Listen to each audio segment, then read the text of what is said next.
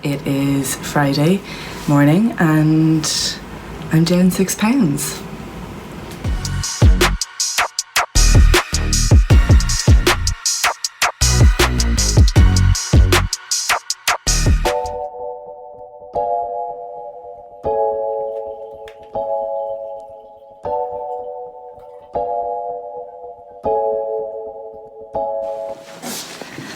So, 10 stone 13. Weren't expecting that, were we? It's quite the increase from the 10 stone 4 I was maintaining up until about October. But sure, look, as I say, it is what it is. I expect a significant reduction on those numbers in the first week, and I'll get into the reasons why as the week progresses. But for now, it is day 1. And after the excessive amount of eating last night, New Year's Eve, I'm just going to be waiting it out until I really feel hungry. So I'm kind of fasting today. I'm not going to stick entirely to plan as I will be for the rest of the week. I expect a little bit less calories, to be honest, today. I'm going to focus on getting in my 2 litres of water, which I will be every day. Have some black coffee and just fast until I feel like I'm actually hungry, which I will expect to be a while away after all that food last night. Right, MyFitnessPal, I'll put it somewhere here. The basic keto breakdown of macros is 70% fat, 25% protein and 5% carb. Now, I have kind of toyed with that in the past where I've increased my protein intake, but for now I'm just sticking with the standard macro breakdown, which is that. And my calories that I've input onto MyFitnessPal are 1600, but that is the minimum calorie intake that I want to have. I will fluctuate towards 1700 or 1750 if needs be, if I'm kind of a bit more hungry. That being said, they're my calories. You can't have them. Calories are very much individually based, and that's based on me and the fact that I want to lose weight. I'll link a calorie calculator down below if you have never come across one before and want to look into it yourself. That's down there, but the breakdown then will be 70% fat, 25% protein and 5% carb. That being said, let's get started. It's now the evening time and I broke my fast at about 5 p.m, 5:30, but I didn't manage to film anything because it was just a bit too dark. Luckily, I broke my fast with some keto pancakes, which are a staple of mine, and I actually filmed myself making them before, I just never did anything with it. It's Joe Duff's recipe, but slightly altered, and I'll insert that now.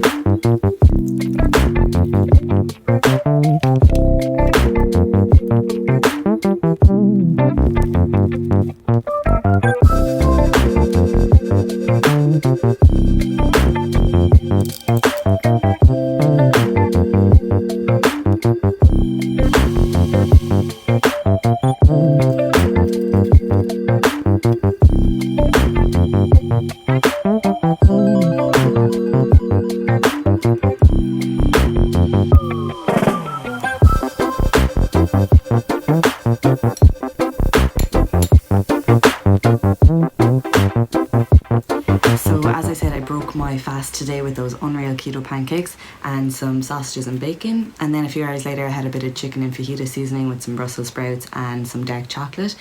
My total caloric intake was 1144, which, as I said, today is just purely a detox. I actually couldn't fit more food into me if I wanted to after New Year's Eve. That was enough for me. But going into tomorrow, I'm obviously going to start hitting the 1700 mark. I'm pretty happy with how today was. I'll show my MyFitnessPal breakdown of today. I think I hit about 65% fat, which is fine, once my carbs are low, which they are. So all happy with day 1. Looking forward to getting into the rest of the week and getting a bit more of a regular routine going now.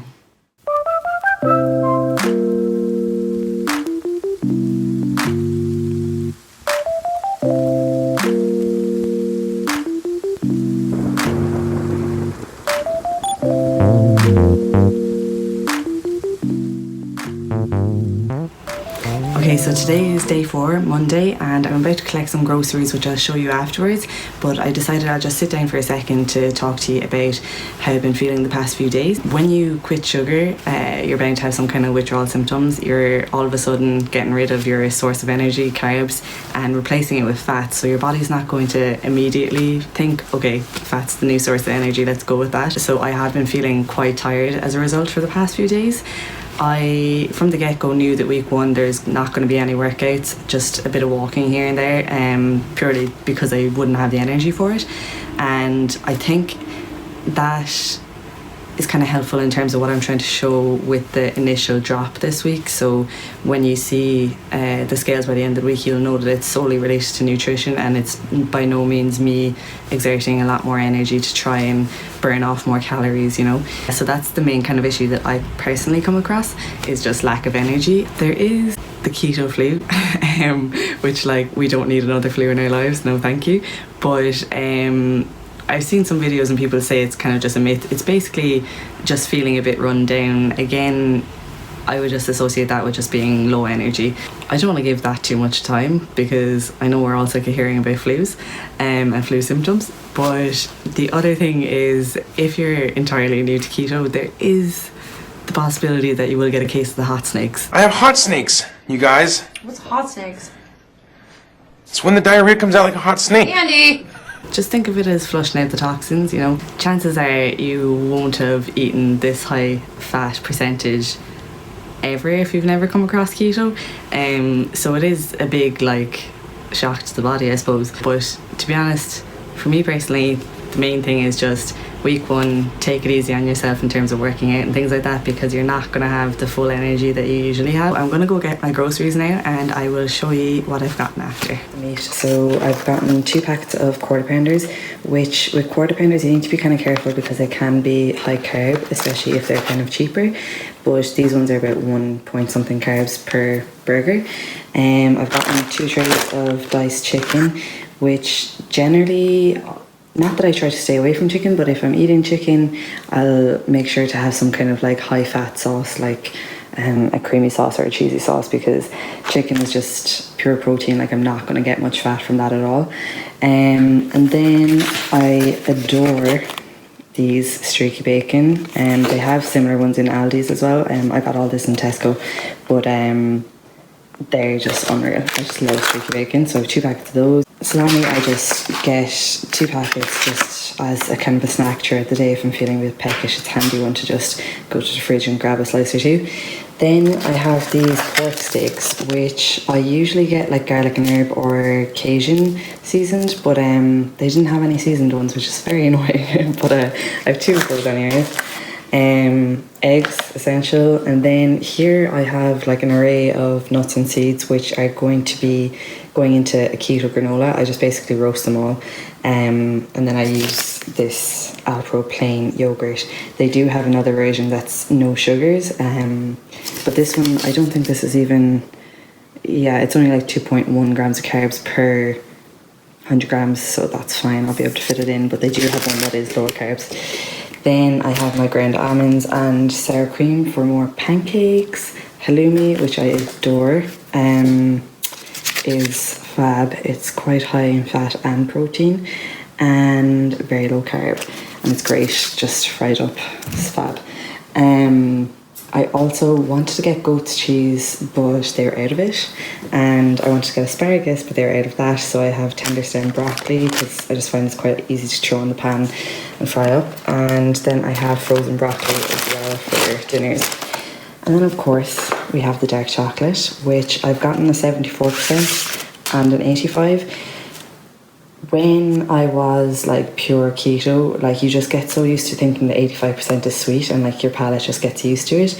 But coming off of sugar, I'm like, that does not taste sweet whatsoever. So I'm going to start off with 74% and then work my way towards the 85%. But again, this is only kind of like, I'll have like maybe 2 squares the odd day, just if I feel like having a bit of chocolate, but it's not a major like staple by any means. So yeah, a lot of meat. Try to get kind of more fatty meats. They're not the most fatty meats you can get, but it's just what I kind of wanted this week. Nuts and seeds, green veg, and your dairy sources and eggs. That's basically it. Just trying to keep it plain and simple this week. So there you have it.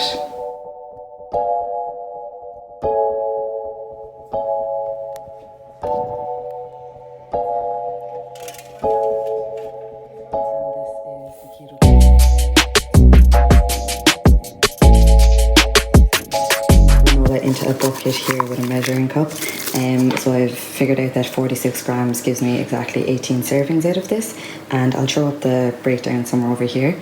and I just use the Alpro plain, as I said before, and 0 calorie syrup, and it is so tasty, definitely worth the try.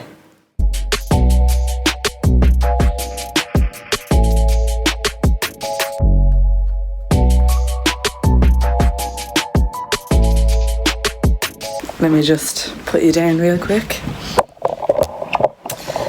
Okay, not a bad result, if I do say so myself. I don't know what that was, but anyways.